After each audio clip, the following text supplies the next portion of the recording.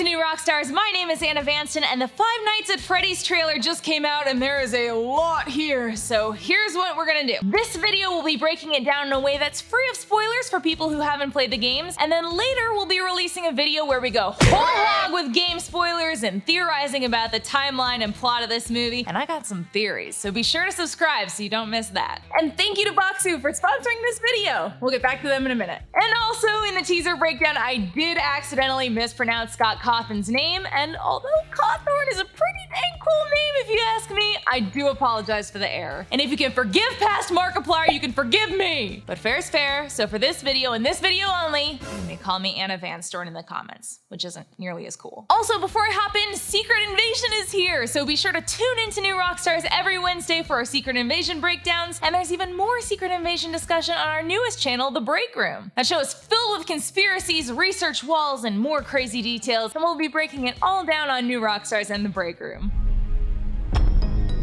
Hi, this is Mike. I was just calling to see if that job that you offered was still available. Yes.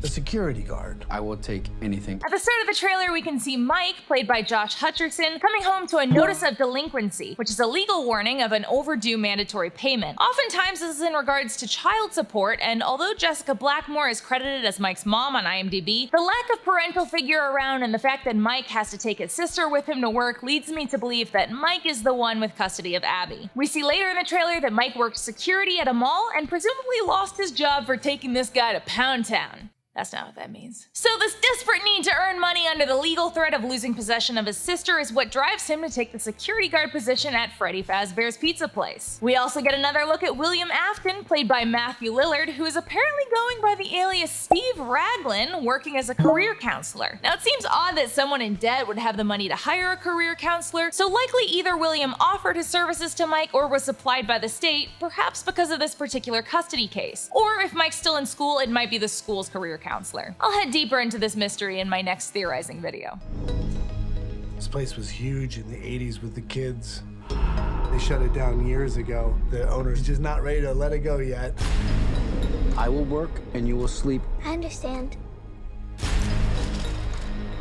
Give me your hand.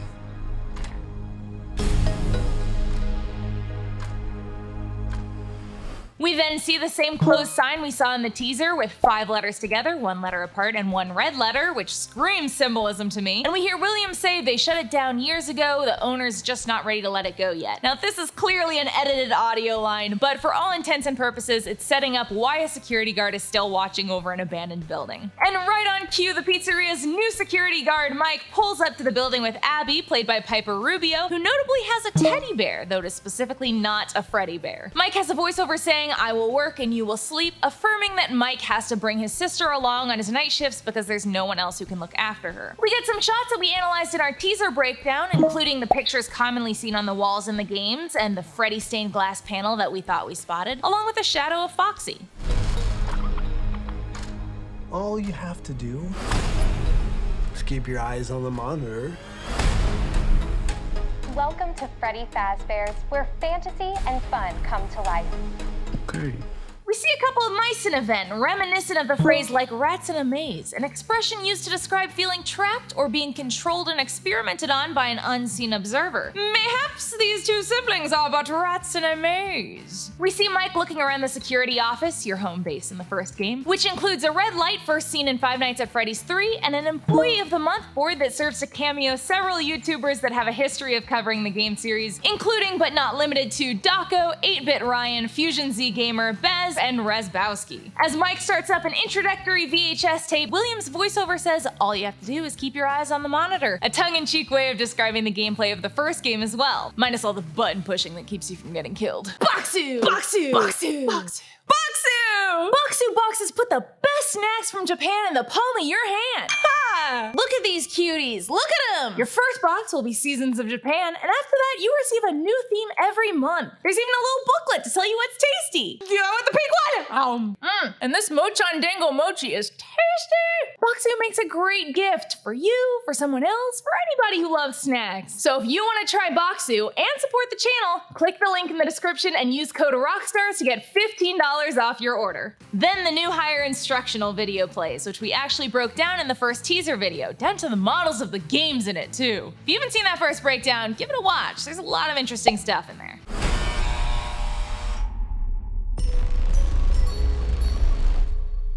You must be new security guard. Can I help you, officer? Have you met them yet? Met who? Them. We then see Vanessa, played by Elizabeth Lail, buzzing in, waving at the camera to show she's not a threat. As Mike lets her in, we see that she is in fact a police officer, as we predicted in our last video. We can tell that Vanessa has some connection to this place from the very first thing she says. "You must be the new security guard" implies that she's in the loop enough to know when they've made a new hire, and her next line, "Have you met them yet?" indicates she knows a lot more than one might expect. We see a fridge with a kid's drawing of the animatronics and 3 people on it who I'll speculate about in the next video, but the blue shirt with the high collar and what looks like a badge makes me think that this is Vanessa. But Mike does not in fact keep his eyes on the monitors, as we then see him with his eyes closed and headphones on, followed by him sleeping on the desk. You had one job, Mike.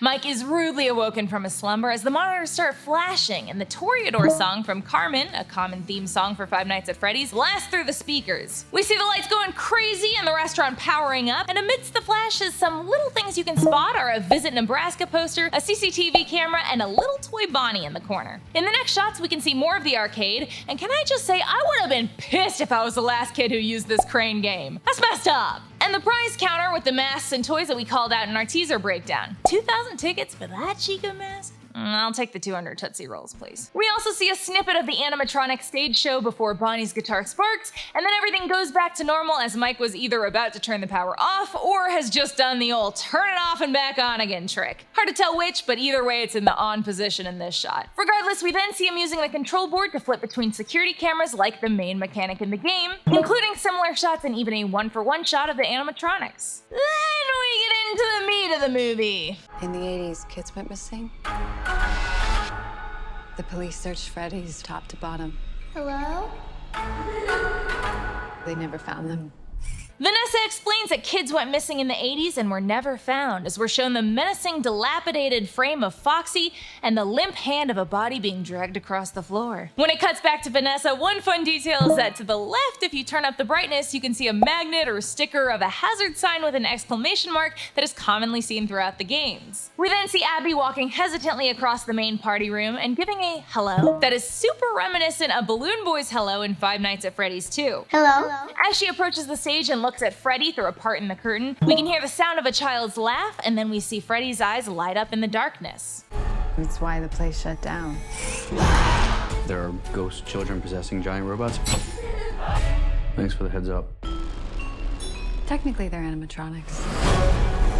But perhaps the real mischief happens in the daytime, as we see 4 people, including 3 listed as Carl, Hank, and Max on IMDb, break into Freddy's, Hank with a bat and the person in front holding a crowbar. One thing I think is really interesting about this is that Scott Cawthon made a Reddit post when the script was finished where he talked about ideas he had for previous iterations of the screenplay, and 2 notable ones were a group of troublemakers breaking into Freddy's and a group of ghost trackers sneaking into Freddy's. At the end of the post, he also mentions that his script had the best pieces from all the previous screenplays, so I wonder if that was what this part of the movie was inspired by. But it doesn't look like this group has a particularly good time, as we then see Hank trapped in the janitorial closet with Bonnie, a nod to how Bonnie is the only one who appears in the supply closet in the first game. Then it's Woods time, as we get a dirt drawing of Spring Bonnie, a new character to the trailer that I'll get more into in the future spoilers video, and the ghost children that we saw in the teaser. See, it just goes to show how I take care of y'all who are new to the series. Of course I knew there were ghost children possessing the animatronics, but I had to wait for them to say it. But now they have, here are the ghosties! And if you missed the last video, they represent Bonnie, Foxy, Chica, and then there's still a huge amount of debate around which kid is supposed to represent Freddy and which is supposed to represent Golden Freddy. Maybe, just maybe, I'll throw my hat in the ring, pardon the pun, in the next video. Maybe. What do they want? They want to make Hurd like them. Abby! Tell me how to stop them. It's too late. Abby, go! We get a single flash of Foxy standing outside of the security office, and then Abby walking through the entrance of the main play area before we see her looking at the drawing wall with the one in the center highlighted. This picture looks to be Spring Bonnie with 5 children that match up with the ghost children from the previous shots. While Vanessa's voiceover is saying they want to make her like them, we can see that Abby is in the background of the shot with Foxy looking at him. Mike runs through assumedly the mall, judging by the mall security shirt he's wearing, and then we get a scene where Max, one of the people who broke in earlier, is looking down the barrel of a Freddy head, and we hear a child laugh before a hand shoots out of the mouth. Originally, I thought this was one of those classic teen horror movie moments where it's like, it's just a prank hand. It was just a prank hand. And it's her friend trying to scare her, but those boots in the following shot of someone being lifted off of a chair do in fact match hers from the earlier shot, so if this is all from the same scene, that might just be a symbolic ghosty hand. Cause it would take a lot of upper body strength to lift a person like that. Whew. We see Foxy's foot crush a ball pit ball as the lights turn purple, Abby hiding behind an arcade cabinet, the animatronics on stage with Chica seemingly missing, and our first live glance at Spring Bonnie.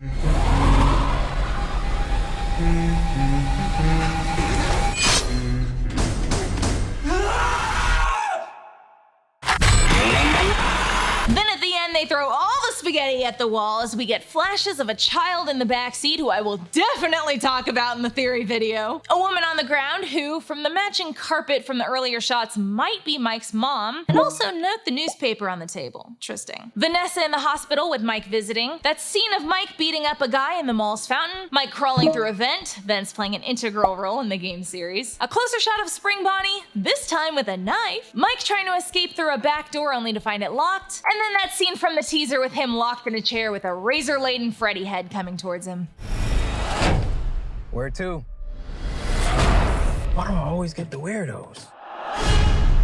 Finally, we see a taxi cab driven by YouTuber Corey X Kenshin. It has a phone number on it, and fun fact, a lot of times in movies and TV shows you'll see phone numbers starting with 555, and that's because most 555 numbers don't connect to an actual number, so there's no chance of someone accidentally getting their number publicized. In the backseat is Golden Freddy and Abby, and his apparent closeness to her gives me big vibes that he's gonna look to her to help free the kids' souls. But that's just speculation. And I'll do a whole lot more speculation in our future video where we're really gonna dive into the deep end for fans of the series. As I said before, be sure to subscribe so you don't miss that. In the meantime, you can follow me on Twitter at @It'sAnnaVanston, follow and subscribe to New Rockstars at New Rockstars, and hey, if you like live discussions, debates, and reactions to the titles you can't get enough of, be sure to subscribe to our live channel, The Break Room. Alright, I've got some Tootsie Rolls to eat. 200 of them. Wish me luck.